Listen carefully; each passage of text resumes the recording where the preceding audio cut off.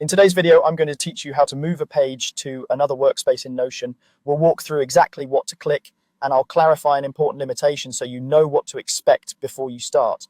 Notion doesn't allow a true direct move of a page from one workspace to another.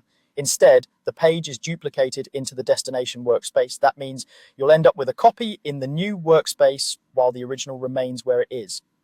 With that in mind, let's get going. Open your browser and go to notion.com.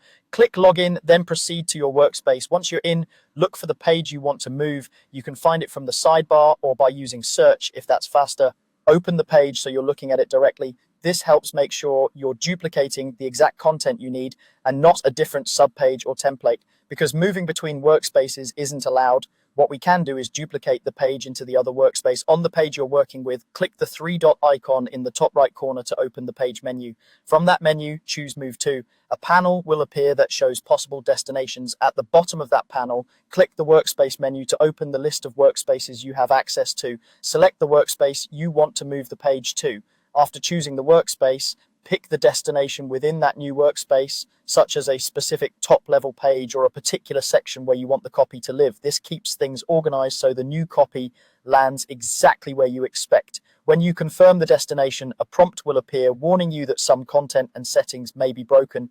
This usually refers to things like permissions tied to the original workspace, database relations or roll-ups that reference pages that won't exist in the new workspace, or mentions and embeds that rely on the original environment. It's a standard heads up so you're aware that not everything always transfers perfectly across workspaces. To proceed, click I understand, duplicate.